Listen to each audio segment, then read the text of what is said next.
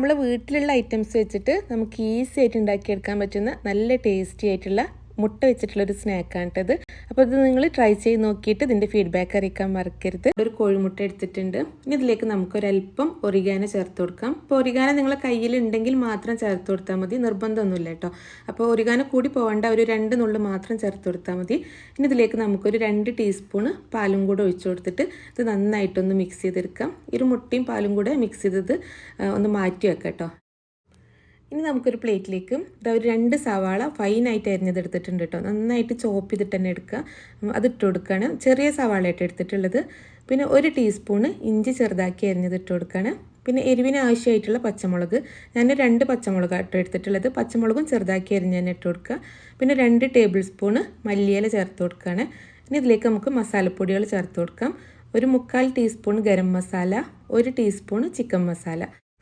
ഇനി ഒരു സ്നാക്സിലേക്ക് നമുക്ക് മെയിനായിട്ട് വേണ്ടത് കോഴിമുട്ടയാണ്. അപ്പോൾ ഞാനിവിടെ ഒരു 3 കോഴിമുട്ട പുഴുങ്ങിയെടുത്തിട്ടുണ്ട്.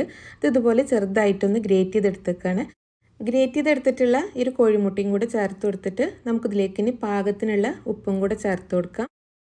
ഇനി ഇതിലേക്ക് നമുക്ക് കുറച്ച് അരിപ്പൊടി ചേർത്ത് കൊടുക്കാം. ഇപ്പോൾ ഒരു 2 ടേബിൾ സ്പൂൺ അരിപ്പൊടിയാട്ടോ ഞാൻ എടുത്തിട്ടുള്ളത്. അരിപ്പൊടിക്ക് പകരമായിട്ട് നിങ്ങൾക്ക് വേണമെന്നുണ്ടെങ്കിൽ കോൺഫ്ലവറും ചേർത്ത് കൊടുക്കാം കേട്ടോ.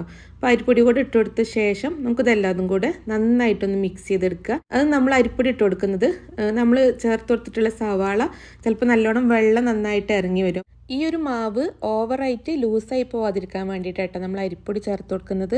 ഇതെല്ലാതും കൂടെ നന്നായിട്ടൊന്ന് മിക്സ് ചെയ്തെടുക്കുക. ഇത് മിക്സ് ചെയ്ത സമയത്ത് ഇത് കയ്യിൽ വെച്ചിട്ട് നമുക്കിങ്ങനെ ഉരുട്ടാൻ പറ്റണം. ഇത് കുറച്ച് വെള്ളം കുറവാണ് കേട്ടോ ഇതിൽ. ഈ ഒരു സവാളയിൽ നിന്ന് അധികം വെള്ളം വന്നിട്ടില്ല. അപ്പോൾ ഞാനിതിലേക്ക് 1 ടേബിൾ സ്പൂൺ വെള്ളം ഒഴിച്ചു കൊടുക്കുകയാണ്. അപ്പോൾ നമ്മൾ എടുക്കുന്ന സവാളൻ്റെ ഇതിനനുസരിച്ച് നോക്കിയിട്ട് ചേർത്ത് കൊടുത്താൽ മതി. അപ്പോൾ 1 ടേബിൾ സ്പൂൺ വെള്ളം ഒഴിച്ചു കൊടുത്തിട്ട് ഇതൊന്നും കൂടെ നന്നായിട്ടൊന്ന് മിക്സ് ചെയ്തെടുക്കുകയാണ്. അപ്പോൾ ഇത് കണ്ടില്ലേ, നമുക്കിങ്ങനെ കയ്യിൽ വെച്ചിട്ട് ഇങ്ങനെ ഉരുട്ടാൻ പറ്റുന്ന ഒരു പരിവാണ് കേട്ടോ നമുക്ക് ഈ ഒരു മാവ് വേണ്ടത്.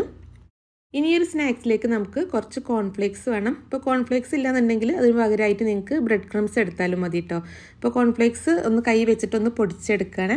ഇനി നമുക്കിതൊന്ന് റെഡിയാക്കി എടുക്കാം. ഇപ്പോൾ നമ്മൾ നേരത്തെ മിക്സ് ചെയ്ത് വെച്ചിട്ടുള്ള മാവിന്ന് ഓരോ ഉരുളായിട്ട് കയ്യിലെടുത്തിട്ട് നമുക്ക് ഇഷ്ടമുള്ള ഷേപ്പിലാക്കി എടുക്കാം. ബോൾസിൻ്റെ ഷേപ്പിലോ അങ്ങനെ നിങ്ങൾക്ക് ഏത് ഷേപ്പിലാണ് വേണ്ടത് വെച്ചാൽ അങ്ങനെ ആക്കിയെടുക്കാം. നമ്മളെ കയ്യിലൊരല്പം എണ്ണ ആക്കിയിട്ട് ഇത് ബോൾസ് ആക്കി എടുക്കുകയാണെന്നുണ്ടെങ്കിൽ നമ്മളെ കയ്യിൽ തൊട്ടി പിടിക്കൂല കേട്ടോ.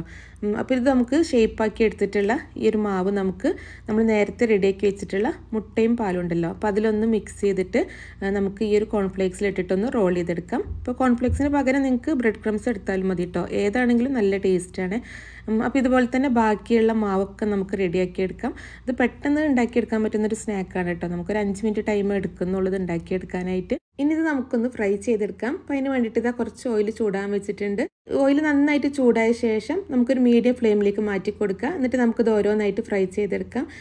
മീഡിയം ഫ്ലെയിമിൽ വെച്ചിട്ട് ഫ്രൈ ചെയ്തെടുക്കുകയാണെന്നുണ്ടെങ്കിൽ ഈ സ്നാക്സിൽ അങ്ങനെ എണ്ണ പിടിക്കൂല കേട്ടോ. മീഡിയം ടു ഹൈ ഫ്ലെയിമിൽ വെച്ചിട്ട് ഫ്രൈ ചെയ്തെടുത്താൽ മതി. ലോ ഫ്ലെയിമിലാകുമ്പോഴത്തേക്ക് ഇതിൽ നന്നായിട്ട് എണ്ണ പിടിക്കും. നമുക്കൊരു 2-3 മിനിറ്റ് കൊണ്ട് തന്നെ ഇത് നന്നായിട്ട് ഫ്രൈ ആയി കിട്ടും. 2 ഭാഗം നന്നായിട്ട് ഫ്രൈ ആയി നമുക്ക് എണ്ണയിൽ നിന്ന് എടുത്ത് കോരി മാറ്റാം. അപ്പോൾ സിമ്പിളായിട്ടുള്ളൊരു സ്നാക്കാണ്. ചൂടോടെ കഴിക്കാൻ നല്ല ടേസ്റ്റാണ് കേട്ടോ. കെച്ചപ്പും കൂട്ടി കഴിക്കാൻ അടിപൊളിയാണ്. നല്ല ക്രിസ്പി ആയിട്ടുള്ള സ്നാക്കാണ്. പുറം ഭാഗം നല്ല ക്രിസ്പിയും ഉൾഭാഗം നല്ല സോഫ്റ്റുമാണ്. ഇതുപോലെ തന്നെ നമുക്ക് ബാക്കിയുള്ളതും ഫ്രൈ ചെയ്തെടുക്കാം. ഈ ഒരു അളവിൽ നമുക്കൊരു 15ഓളം സ്നാക്സ് ഉണ്ടാക്കിയെടുക്കാൻ പറ്റും.